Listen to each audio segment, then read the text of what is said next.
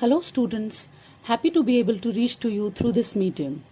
The first thing which I want to say is let us all together fight against Corona. And in an effort to fight against Corona, this is my 5th video lecture for you people. Now in this lecture, I'm going to discuss Laplace equation and the derivation of Laplace equation. But before that, a few points about the Laplace equation. The first thing which I want to say about, which I want to tell you about the Laplace equation is the first point, that the Laplace equation is also called potential equation, which is written on the screen, you can see. Just because the name potential equation comes from the fact that the Laplace equation gives an expression for the potential. And in this particular lecture, we are going to consider gravitational potential. Although there are other types of potential also, electric potential, harmonic potential, etc. But we are going to basically stress on gravitational potential. The second point, now Laplace equation is a second order partial differential equation. Second order partial differential equation means that in the Laplace equation, the highest order derivative appearing in the differential equation is a second order partial derivative. So the Laplace equation is a second order partial differential equation. The Laplace equation was named after a French scholar, P.S. Laplace, just because he was the first person who studied the properties of a Laplace equation. And this equation appears in many physical problems like problem of electrical, magnetic and gravitational potentials. Now, the fifth point about Laplace equation, if you consider the third dimensional Laplace equation, that is, if you consider Laplace equation in 3 dimensions, then the form of the Laplace equation in 3 dimensions is del square u is equal to 0. Del square is an operator which is called the Laplace equation. I'll come to this operator later on. Or del square is nothing but del dot del u. Del square u is equal to 0 is nothing but del dot del u is equal to 0. Or in other words, you can even write it as divergence of gradient of u is equal to 0. So all these are equivalent terms for the Laplace equation. So this is an expression for Laplace equation in 3 dimensions, where del dot is nothing but the divergence operator. In short, we write it as div. Del is the gradient operator, which we write it as grad. And uxyz, this is a twice differentiable real valued function. It is the function u is twice differentiable because in Laplace equation you need to differentiate u 2 times, twice. So it is a twice differentiable real valued function. Now coming to the operator del.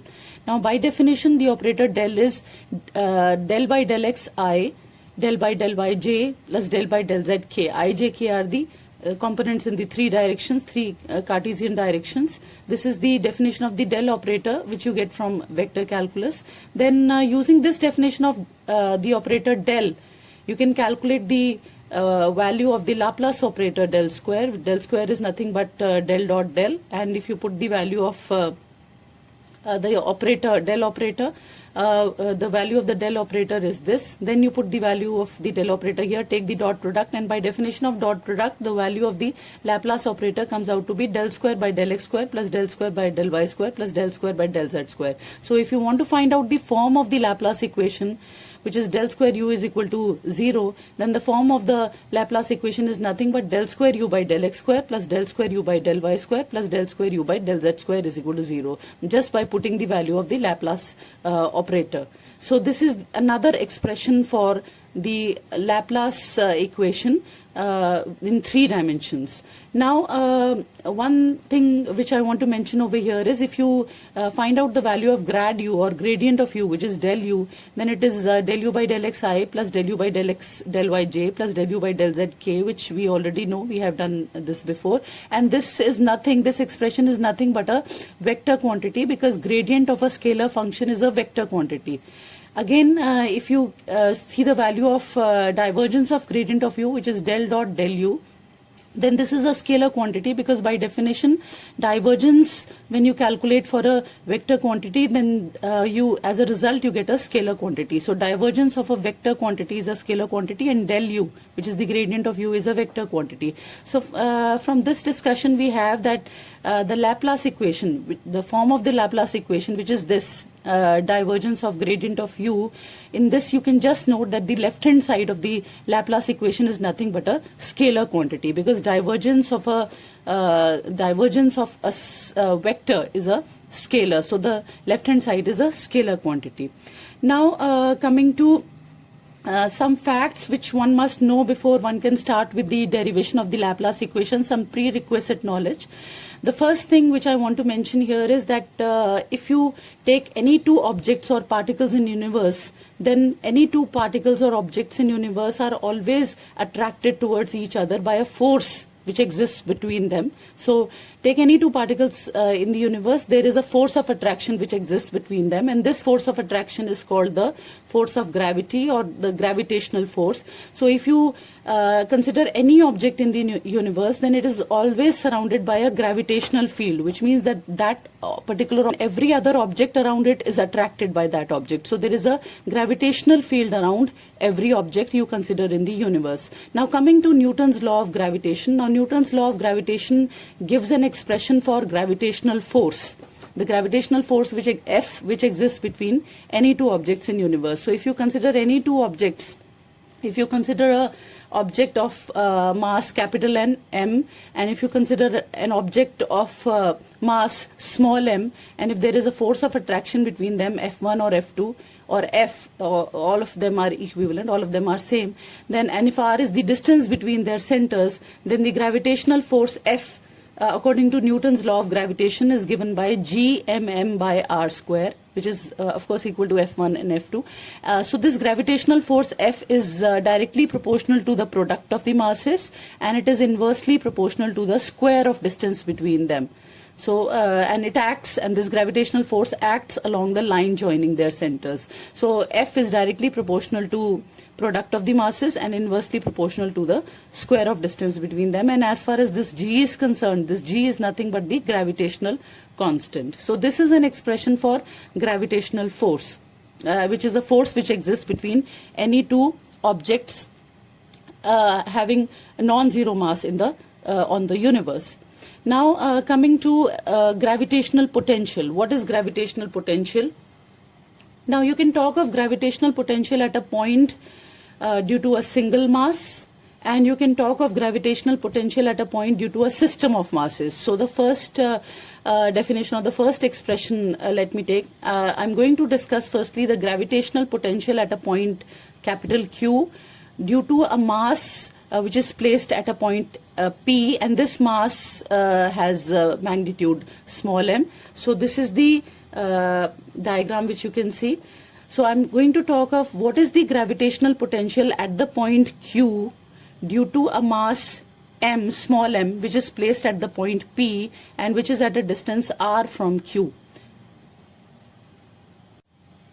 Now the gravitational potential at the point Q due to the mass m which is placed at point P is defined to be the work done in bringing the mass, in bringing a unit mass from infinity to the point Q under the force of attraction which acts on the unit mass due to the force, due to the mass m which is placed at the point P, because at the point P there is a mass m which is placed, and definitely by Newton's law of, by the first point which I told you, this mass m exerts there is a force of attraction between this mass m and the unit mass, and because of this force of attraction there'll be work done. And so basically potential gives you what? Potential gives you an expression for the work which is done. And what is what work done we are considering? We are considering the work done, which is the work which is done in bringing the unit mass from infinity to the point Q due to the action of the force of attraction of the mass m on the unit mass. And here r is nothing but the r is the distance of the particle, the distance of the point P from the point Q. So let me just again lament on this point, the definition of the gravitational potential. The gravitational potential at the point Q is nothing but it is the work done in bringing a particle of unit mass from infinity up to the point Q by the force of attraction of the particle of mass m which is placed at the point P. So this so gravitational potential basically gives you nothing but it gives you an expression for the work done in bringing a unit mass from infinity to the point Q under the force of attraction, which is and the force of attraction is acting due to the particle of mass m. And work done, of course, this expression for potential comes from the formula for work done, which those who are familiar with physics, they know work done is nothing but force into displacement. So this work done can be calculated. So I'm not going to go into the details, although you can calculate this potential by using that formula for work done, which is force into displacement. So this is the expression for the gravitational potential. The gravitational potential is represented by V, and gravitational potential V is equal to minus gm by r. Now this is the gravitational potential at a point due to a single mass. Now coming to the second definition for gravitational potential. Now here we are going to talk of gravitational potential at a point Q due to a system of masses m1, m2, mn, which are placed at points p1, p2, pn. So this is the diagram in this case. In this definition, here in this definition, we are going to give an expression for the gravitational potential at the point Q due to a system of masses m1, m2, m3 and so on till mn, placed at points p1, p2, p3 and so on till pn at distances r1, r2, r3 and so on till rn. Again, as usual, in this case the definition remains the same. The potential is nothing but it is the work done in bringing a particle of unit mass from infinity up to the point Q by the system of forces of attraction of particles of masses m1, m2, mn. In this case, all the particles of masses m1, m2, mn, they are exerting force of attraction on the unit mass, and because of this force of attraction, the unit mass will be brought from infinity to the point Q, and there will be work done, and the potential V in this case will give you nothing but it will give you an expression for the work done. So this is the expression for the work done, which is the gravitational potential, and it is given by V is equal to minus G summation I varying from 1 to n mi by ri. So this expression is essentially the same. You can see the form is the same except for the fact that here you have a summation sign and there are n particles which are being considered, and gravitational potential is the sum of the gravitational potentials is being taken in this expression. Now at this point we are ready for the derivation, to study the derivation of Laplace equation for gravitational potential. So what I am going to do for derivation is that I am going to consider a particle P at a point P a particle of mass m is placed, and the Cartesian coordinates of the point P are A, B, C, and there is another point Q whose Cartesian coordinates are x, y, z, and Q is at a distance r from P, so PQ is equal to r. And now we know from the discussion that we have just done that the potential V at the point Q due to the mass m is given by V is equal to minus G m by r. This we have just discussed. Now using this definition of potential, I am going to calculate and I am going to derive the Laplace equation. The first thing is that the expression for r square, r is what? R is the distance between the point P whose coordinates are ABC and the point Q which has coordinates x, y, z. So using the distance formula in coordinate geometry, you can find the distance between the point P and the point Q. So just using the distance formula, you get r square is equal to x minus a whole square plus y minus b whole square plus z minus c whole square. This equation I have marked as 1. So this is the distance between the points P and Q. Now differentiating both sides of 1 partially with respect to x, because r here is a function of x, y and z. The three variables are x, y and z. Differentiating r partially with respect to x, this is the expression that you have. 2r del r by del x is equal to 2 into x minus a. 2 and 2 gets cancelled out. Finally, del r by del x, this is the expression which we have for del r by del x, which I have marked as 2. Now in the same way you can calculate del r by del y by differentiating 1 on both sides partially with respect to y, and you can calculate del r by del z by differentiating 1 partially with respect to z on both the sides. So 2, 3 and 4. Equations 2, 3 and 4 are giving the partial derivatives of r with respect to x, y and z respectively. Now once you know these partial derivatives, now we know the formula for V. The formula for V or gravitational potential is minus Gm by r. So using this formula I can calculate del V by del x by differentiating V partially with respect to x on both the sides. So I'm just using the formula for derivative. So the chain rule. So this is the derivative of 1 by r is minus 1 by r square, and then into del r by del x, and the formula for del and the expression for del r by del x we have already calculated over here in 2. So we just substitute the value of del r by del x at this point, which we have already calculated, and on substituting the value and on simplifying, this is the expression that we have for del v by del x. So expression 5 is nothing but an expression for del v by del x. In the same manner, the way we have calculated del v by del x, we will just calculate del v by del y by differentiating v, or gravitational potential, partially with respect to y. X and y are playing the same role. The only thing is that when you calculate del v by del y, x has to be replaced by y and a has to be replaced by b. And when you calculate del v by del z, then x has to be replaced by z on both the sides and a has to be replaced by c. So we get an expression for del v by del x, del v by del y, and del v by del z from 5, 6 and 7. Now once you have these three expressions, now the next thing that I calculate is del square v by del x square, and this again is calculated by differentiating del v by del x again partially with respect to x. So del by del x of del v by del x we have already calculated. The value of del v by del x was given in 5. Let me just show you this. This is the value of del v by del x in 5, and I'm going to use the value over here. So I've just substituted the value over here, and now I'm just going to differentiate this partially with respect to x using the product rule, the usual way of differentiating. So the derivative of 1 by r cube into x minus a in plus 1 by r cube into the derivative of x minus a. So this is the derivative of 1 by r cube into x minus a, and 1 by r cube into the derivative of x minus a. So the product rule I'm using, and now just putting the value of del r by del x over here, because we have already calculated it earlier. So now putting the value of del r by del x, and finally just simplifying the whole thing. This is the final expression 8, which gives you the value of del square v by del x square. Now just using the same technique by differentiating del v by del y again with partially with respect to y, we get an expression for del square v by del y square, which you can see the expression 9 is nothing but it is parallel to expression a. The only difference is that x has been replaced by y and a has been replaced by b. And similarly, you get an expression for del square v by del z square.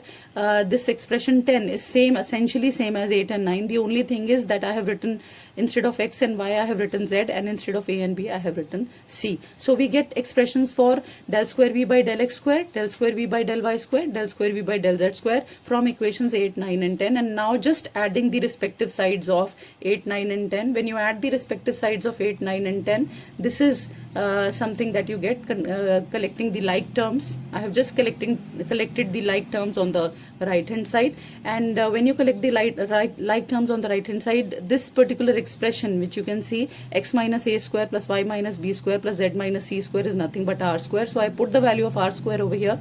R square and r to the power 5 get cancelled out. Finally, this whole expression comes out to be 3gm by r cube, and this whole thing comes out to be 0. So the right hand side is 0. So this is the final form of the equation that we get. The left hand side is del square v, which I have written over here, and the right hand side is 0, which is nothing but the Laplace equation. So this in a way completes the derivation for Laplace equation. Now this was the in this particular case we had considered that there is only one single mass which is applying the force of attraction, which is exerting the force of attraction on the unit mass. So now if you consider a system of masses, the second case, if you consider, if you just take particles of masses m1, m2, mn, which are placed at points this should be pi, p1, p2 and so on till pn, and the coordinates of these points, the coordinates of p1, p2,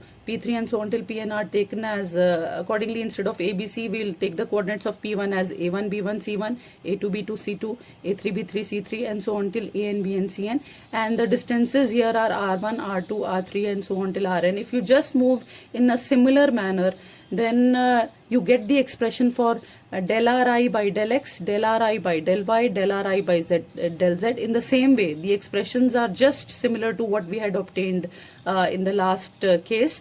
The only thing is that instead of a, I am writing ai, and instead of r, I am writing ri. Instead of b, this should be bi. Instead of B, you have to write BI, and instead of R, you have to write RI, and instead of C, you have to write CI, and instead of R, you have to write RI, because there are n particles. I varies from 1 to n, so there are n particles. So similar expressions you get. Again, the formula for gravitational potential when you consider a system of particles of masses m1, m2, and mn, this is the formula for gravitational potential. Again, in the same way, just moving in a similar manner, you calculate del V by del X by differentiating V partially with respect to X. You calculate del V by del Y by differentiating V partially with respect to Y, and you calculate del V by del Z by differentiating V partially with respect to Z, and you get this expression. The only thing you have to keep in mind is that here we are using the fact that the derivative of sum is sum of derivatives. So using this fact, this is the expression that you have. And now again you calculate the second order partial derivatives in a similar manner by just differentiating these three terms partially with respect to x, y, and z respectively, and then these are the three expressions that you get. Again, we use the fact that the derivative of sum is sum of derivatives. So this is the expression for del square v by del x square, this is the expression for del square v by del y square, and this is the third expression for del square v by del z square. And now when you add the respective sides, you can just verify, as in the previous case, that finally the right hand side will come out to be 0, just because we are using the fact here that x minus ai square plus y minus bi square plus z minus ci square, this is equal to ri square, which is nothing but the expression for the distance formula, which appears in the coordinate geometry or two-dimensional geometry. So using these facts, this is the form of Laplace equation, which is just similar to what we got when we considered only a single mass. And this is expression, again the similar expression we are getting for Laplace equation when you consider a system of masses. So the derivation remains the same in both the cases. So that completes the derivation of Laplace equation.